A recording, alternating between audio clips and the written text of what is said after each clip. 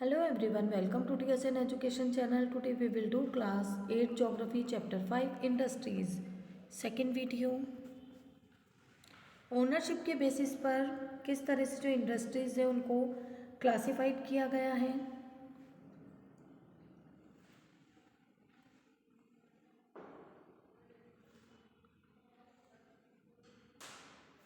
Industries can be classified into private sector, state owned और public sector, joint sector and cooperative sectors.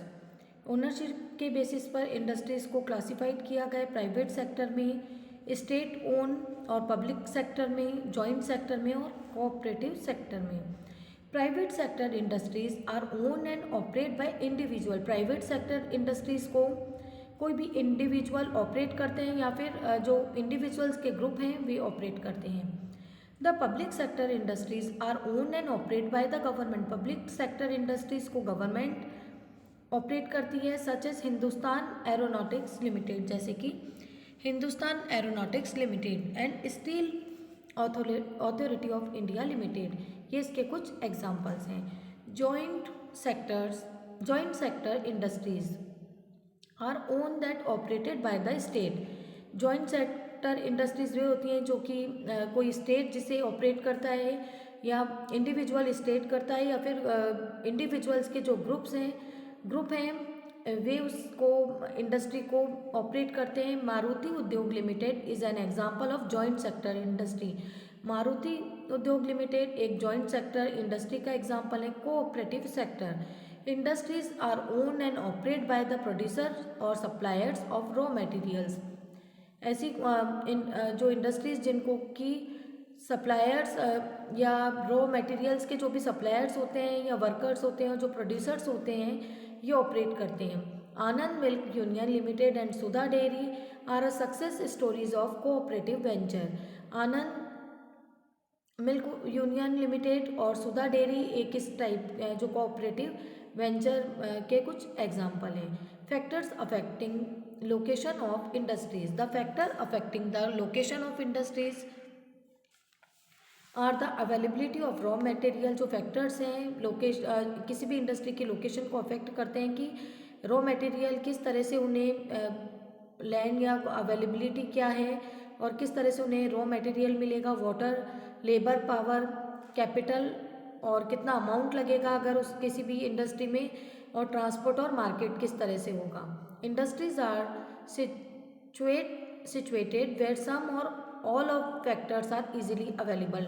ऐसी industries वहाँ situated होती है जहाँ पर सभी फैक्टर्स इजीली अवेलेबल हो. Sometimes the government provides incentives like subsidised power, lower transport cost and other infrastructure so that industries may be located in backward areas. जो government है इसको इंसेंटिव्स और सब्सिडाइज जो पावर्स हैं उनको प्रोवाइड करवा रही हैं और जो भी लोअर ट्रांसपोर्ट की कॉस्ट कर रही हैं, जिससे कि जो भी इंडस्ट्रीज़ हैं बैकवर्ड एरियाज में उन्हें अच्छे से इस्टेब्लिश किया जाए. Industrialisation often leads to development and growth of town and cities. Industrialisation किया जा रहा है टाउन्स और सिटीज़ का. Industrial system and industrial system consist of inputs, process and outputs. Industrial system में इनपुट्स के प्रोसेस होने पर आउटपुट्स आता है. The inputs are are raw material. Inputs raw material होता है. Labour and cost of land, transport, power and other infrastructure. ये सभी जो रॉ मटेरियल है ये सभी कुछ इनपुट होते हैं. The process include a wide range of activities. उस प्रोसेस में जिसमें कि बहुत सी एक्टिविटीज़ इंक्लूड होती है that convert the raw material into finish product. Raw material से लेकर फिनिश प्रोडक्ट करने तक जो भी बहुत सी एक्टिविटीज़ होती हैं इसे प्रोसेस कहा जाता है. The output are the end product. जो आउटपुट होता है वो प्रोडक्ट का एंड होता है. And the income earn from it, और उससे इनकम स्टार्ट होती है. In case of the textile industry the inputs में भी कॉटन. टेक्सटाइल इंडस्ट्रीज जो होती है उनमें इनपुट कॉटन होता है, ह्यूमन लेबर होती है इनपुट में, फैक्ट्री और ट्रांसपोर्ट की कॉस्ट होती है. The process include ginning, spinning, weaving, dyeing and printing. और जो प्रोसेस किया जाता है उसमें कॉटन के जिनिंग, स्पिनिंग, वीविंग और डाइंग, और उसके बाद प्रिंटिंग होती है। और the output is the shirt you wear, और उसके बाद जो आउटपुट आता है वो शर्ट होती है जो कि आप वेयर करते हैं। Industrial region emerge when a number of industries locate close to each other. Industrial region emerge होते हैं तब इंडस्ट्रियल जो एक दूसरे के जो इंडस्ट्रीज होती हैं क्लोज होती हैं और अपने बेनिफिट्स को शेयर करती हैं। Major industrial region of the world are eastern north America, जो मेजर इंडस्ट्रियल रीजन है वर्ल्ड के, ईस्टर्न नॉर्थ अमेरिका है, वेस्टर्न और सेंट्रल यूरोप है, eastern Europe and eastern Asia है। Major industrial region tend to be located in the temperate areas. Industrial region जो कि temperate areas में है, सी पोर्ट्स के पास है, स्पेशली नियर कोल फील्ड्स, और जो कि कोयले की जो भी फील्ड्स होती हैं उनके आसपास के रीजन्स आ जाएंगे जो कि टेम्परेट एरियाज में। इंडिया है सेवरल इंडस्ट्रियल रीजन, इंडिया में बहुत से इंडस्ट्रियल रीजन है, like Mumbai Pune cluster, Bangalore Tamil Nadu region, Hooghly region, Ahmedabad Baroda region, Chota Nagpur industrial belt, Visakhapatnam Guntur belt, Gurgaon Delhi Meerut region and Kollam Thiruvananthapuram industrial cluster. Industrial disaster in industry accidents disaster mainly occur due to technical failure और irresponsible handling of hazards material. कई बार जो industrial accident या disaster तब होते हैं जबकि कोई टेक्निकल फेलर होता है या फिर इररेस्पॉन्सिबिलिटी के कारण ये एक्सीडेंट्स या डिजास्टर होते हैं। One of the worst industrial disaster of all time occur in Bhopal on 3 December 1984 around 12:30 AM। एक जो वर्स्ट इंडस्ट्रियल डिजास्टर हुआ था भोपाल में 3 दिसंबर 1984 को, it was technical accident in which highly poisonous methyl isocyanate gas going along with hydrogen cyanide and other reaction product leaked out of pesticide factory of Union Carbide। एक ये जो बहुत बड़ा industrial disaster 3 दिसंबर 1984 को हुआ था, एक टेक्नोलॉजिकल एक्सीडेंट था जिसमें कि जो पॉइजनस जो मीथेल आइसोसाइनाइड जो गैस थी, हाइड्रोजन साइनाइड और उसके साथ एक जो रिएक्शन हुआ था पेस्टिसाइड के लीक होने पर। The official death toll was